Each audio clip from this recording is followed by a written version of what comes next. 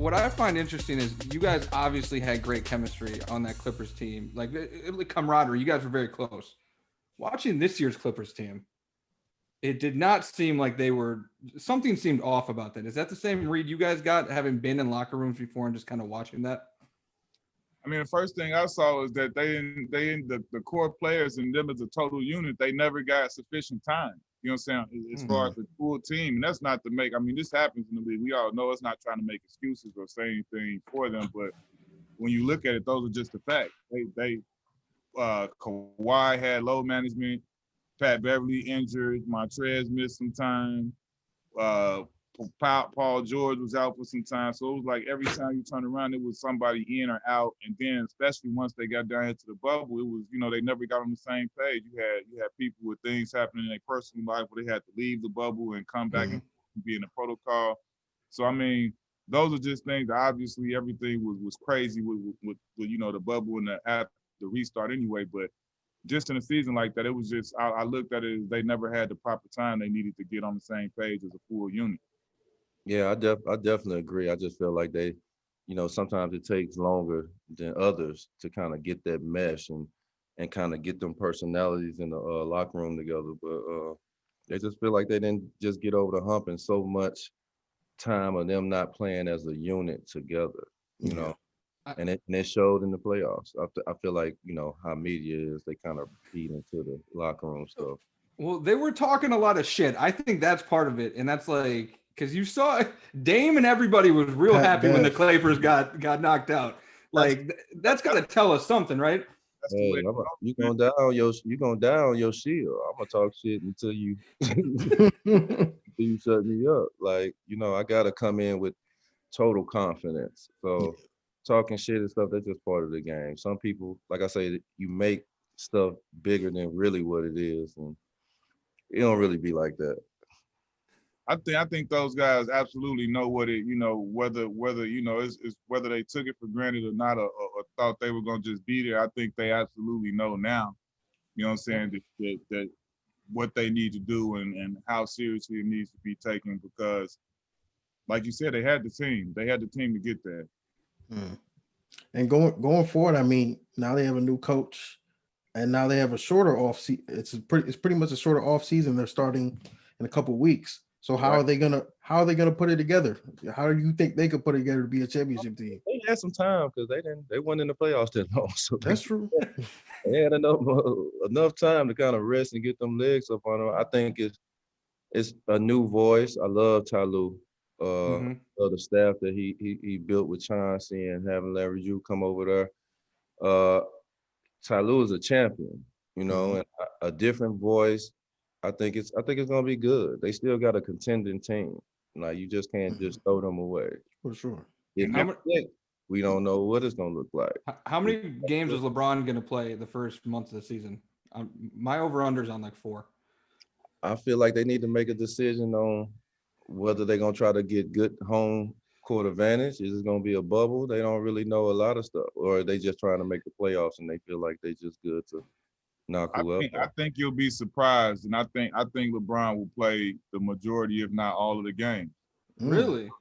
I do. I think they'll have to force him to sit out games and things like that. I think, everybody thinks that this restart is bad in some type of way for him. I feel like it could be the opposite when you at this point in your career and you don't need to sit it down that long. And that's true. He's not the type of person, he stays in shape 24/7 anyway, 365. He's always working on his body. So it's not like he would get obviously he would get rest from the games and the actual playing, but like he's still going to be working on his body. So I think the faster he gets back to it, he just gets to keep himself in optimal shape and at peak performance. So I think he'll play more games than people will take to the bank with that. Yeah, he got to get that quadruple double in all time numbers. That's the other part people don't understand. Like he's these games count. We need these points. Less games this season, so yeah, points. We need these assists. He's gonna do something that ain't nobody ever done. So yeah, I definitely want to see him playing and staying out there and doing what he's doing. Y'all got early MVP picks. Luka seems to be the favorite from what I've seen. People kind of picking out. I don't think they'll be a top 2 team in the West for him to win. I feel like he can have an MVP season, but most MVPs they be 1 or 2 and they You gotta have the record to back it up. they Yeah. gotta have the record to back it up. So I don't think he's gonna be that. I think he's gonna have an MVP season, but to win it, I think they definitely gonna have to finish at least second in the West. Yeah. Yeah. I feel like that's hard to do. Yeah, for me, I obviously Luka's one of my favorite players right now, like period, point blank period. But if it's not gonna be, the normal, the usual suspect, if it's not LeBron or Giannis, because I still think they right at the top of everything. They'll have good teams and good records and all that. So I think one of those two. But I think a dark horse is I say KD. If he comes back and he's anywhere where I've been hearing he's at and he's able to sustain things like that. I say KD. What are you hearing? What were you hearing good things about KD right now? I'm hearing very good things about him in the 5-on-5s out there in California and how he's looking and how his conditioning and how his shape is coming along and just how he's playing. So if anything, if those things, I mean, I know the things I'm hearing are true, but if those things are sustainable and he continues to improve from where he's at, I'm looking at him, that team could put together the type of season they need to. It'll be so, he'll have a lot to do with it, and I think he'll be right there. Yeah, I definitely agree with that.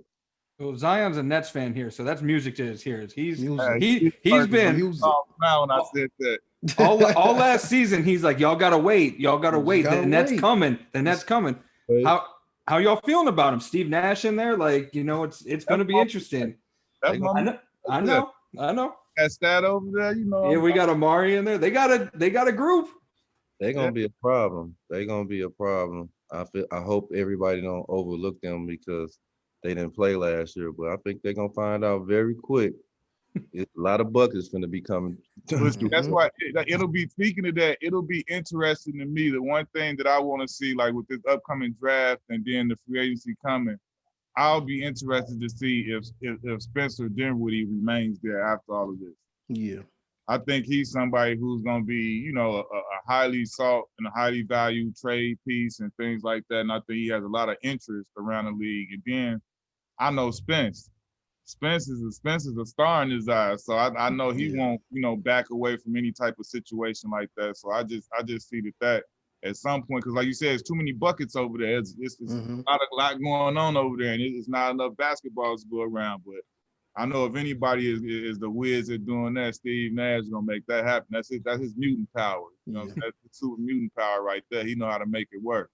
What position do you think they maybe need to say they did get, do a trade, maybe Dinwiddie, another piece? What position do you guys see as what they need to kind of slot in? I think they need another two-way player, like being somebody who can guard like for real 1 through 4. Yeah. Somebody can hit the 3, to space the floor for them, but somebody definitely that can play D and take some of the responsibility off of KD. I agree, like a PJ or Covington type player. I think that fits perfectly for us. Yeah, I would agree with him. He's saying they like a 3-and-D type guy that could, a combo player that could play multiple positions. At the new NBA, 4s can be 6'7" and 6'6". So somebody that could play 2-3 positions, like that 2 through 4 or 3-4 slide, and then be able to space the floor, help them defensively and rebounding and stuff like that. That's the type of player they need. Like you said, they got enough buckets. They need guys that when KD or Kyrie getting doubled down on, that they could kick to and they can knock down shots, or if they need to make a play, they could even make a play. Yeah. Sounds like y'all are describing yourselves. You guys still got anything left in the tank? You guys?